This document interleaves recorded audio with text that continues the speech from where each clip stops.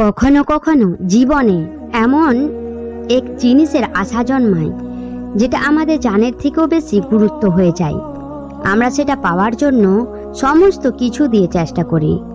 রাতের অন্ধকারে আর তাহাজ্জুদে অশ্রু ফেলি, নামাজে দোয়া করি, রোজা রাখি, সাদকা দান করি আর আল্লাহ তাআলার কাছে বারবার চাইতে থাকি, কে আমার আল্লাহ, আমার এই পছন্দের জিনিসের উপর কোন বলে দাও।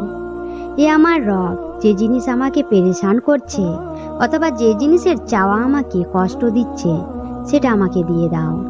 কিন্তু সেই জিনিস তবুও আমরা পাই না অথবা সেটা না মিলে তো মনের মধ্যে একটি প্রশ্ন জাগে, কি আমার দোয়া কবুল হচ্ছে না কেন? এটা মনে হয় কি আল্লাহ কি আমার উপর নারাজ রয়েছেন, নাকি আমি দোয়া ঠিক করে চাইছি না, অথবা আমার দোয়া করার তরিকা ভুল।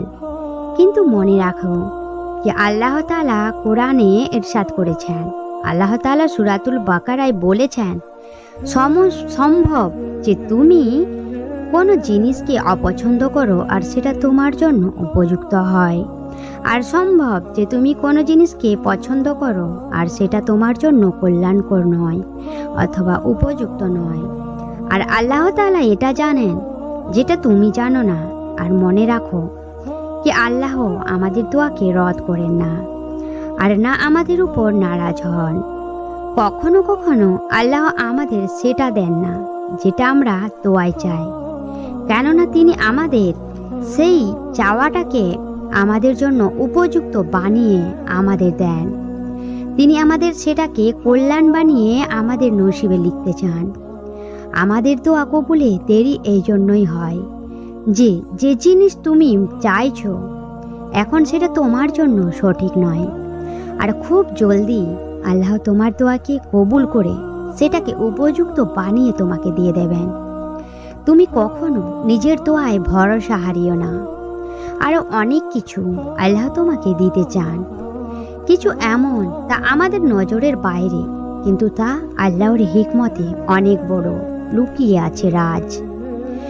আল্লাহ সকল দোয়াকে শুনেন, কিন্তু তিনি কখনো কোনো দোয়াকে রদ করেন না। কিন্তু সেই দোয়া এই 3 উপায়ে কবুল করেন আর আমাদের দেন।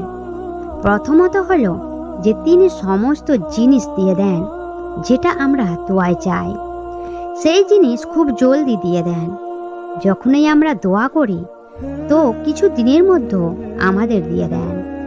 আর দ্বিতীয়ত, না হলে তার থেকেও আরো উত্তম কিছু দান করবেন।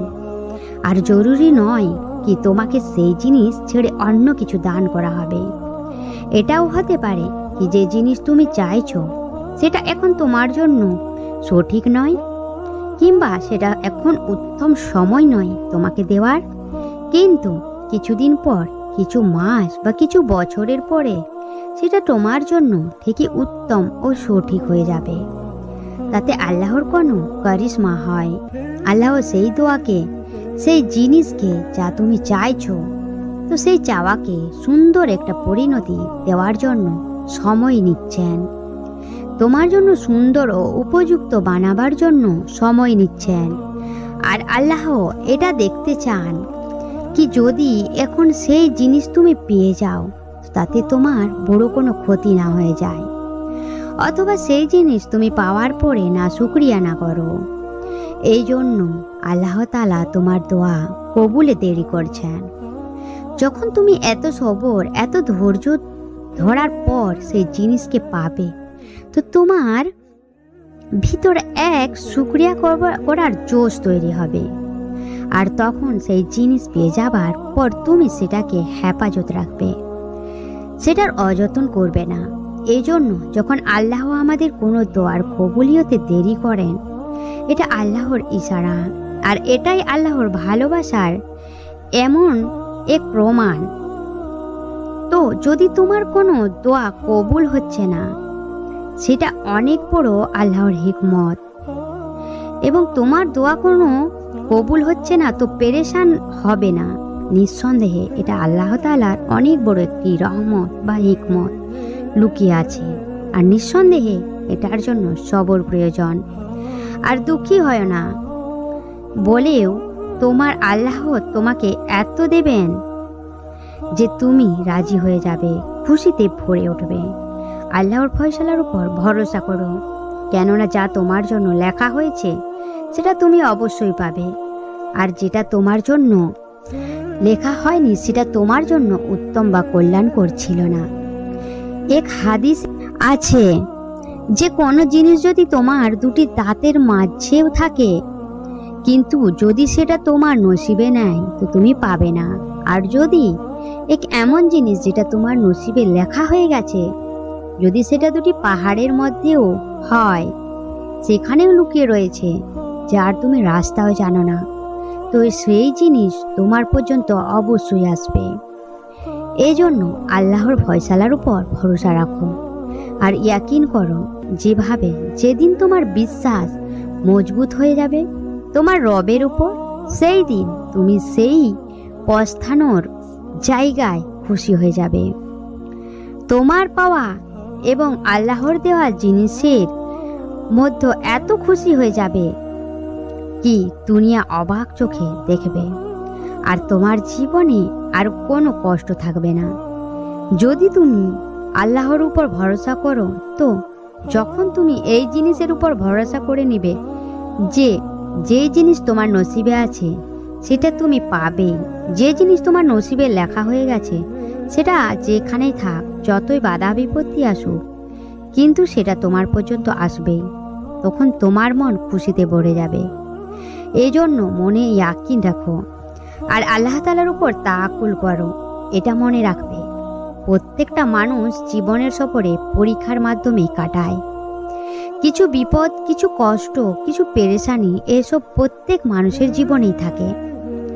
আর কখনো এমন চাওয়া থাকে যা আমরা দিন রাত চাইতে থাকি, কিন্তু সেটা কবুল হয় না।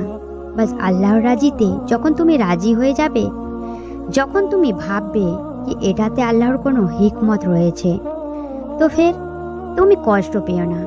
যে ব্যক্তি সবর আর দোয়ার সাথ না ছাড়ে, তো আল্লাহ তাআলা তার উপর তার রহমতের দরজা অবশ্যই খুলে দেন। যখন আল্লাহ তাআলা কারো পরীক্ষা শেষ করে তার দোয়া কবুল করতে চান, তো আল্লাহ তাআলা কিছু নিশানি বারবার প্রকাশ করেন, কিছু এমন ইশারা প্রকাশ দেন যেটা জানার পর তুমি খুশি অবশ্যই হয়ে যাবে। সেই ইশারা কি, সেই নিশানি কি, সবচেয়ে আগে কি মনে এক অদ্ভুত শান্তি বিরাজ করবে। যখন পরীক্ষার সময় শেষ হয়ে যায় আর দোয়া কবুলের সময় হয়ে যায়, তো আল্লাহ তাআলা মানুষের মন থেকে চিন্তা, টেনশন ও কষ্টকে দূর করে দেন। মনে এক অদ্ভুত প্রশান্তির অনুভব হতে শুরু করে, আর সমস্ত জিনিস সঠিক হওয়ার ইয়াকিন হতে লাগে। আর তুমি কি জানো এটা কখন হয়? যখন তুমি তোমার আল্লাহর উপর পুরোপুরি বিশ্বাস রাখো। হযরত আলী রাদিয়াল্লাহু তাআলা আনহু বলেন যে যখন তোমার কোনো বিপদ আসে তো সবর করো, কেননা তোমার সবর আল্লাহর কখনো ব্যর্থ হতে দেন না।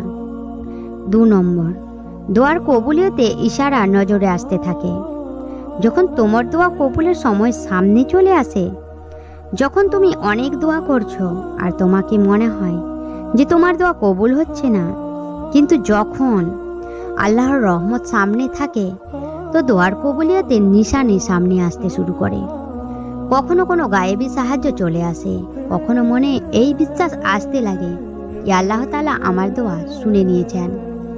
যখন তুমি জায়নামাজ থেকে উঠো, তো তোমাকে এক অজানা শান্তির অনুভব হতে থাকে।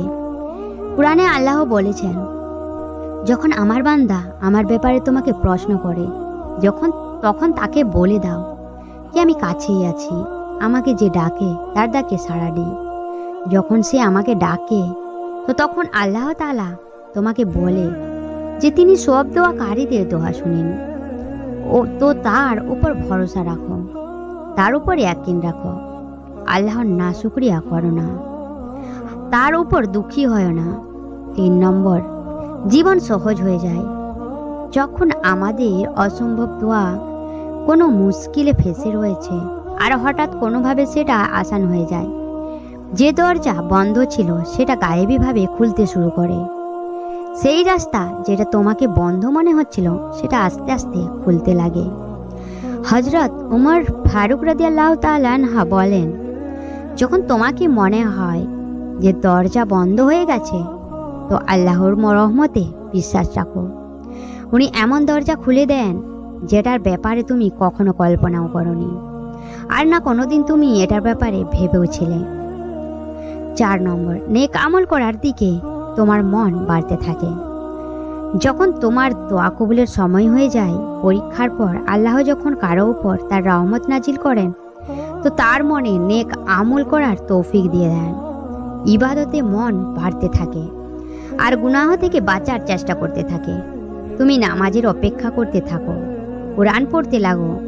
কোরআনে আল্লাহ তাআলা বলেন, নিঃসন্দেহে আল্লাহ যাকে চায় তাকে হেদায়েত দেন, আর যাকে চান নিজের নিকটবর্তী করে নেন।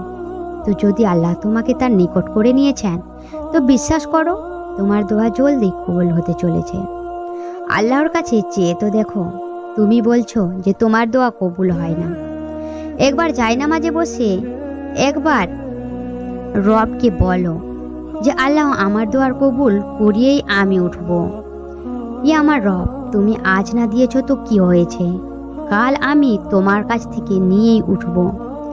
আল্লাহর কাছে কাঁদো, তোমার মনের সব কথা উজাড় করে তাহাজ্জুদে বলো। তিনি অবশ্যই তোমার দোয়াকে কবুল করে নেবেন এবং তোমাকে এত দেবেন যেটা তুমি কল্পনাও করো না। হে রাব্বুল আলামিন, আপনি আমাদের সকলের দোয়াকে কবুল করুন এবং আমাদের নেক হেদায়েত দান করুন। আমিন।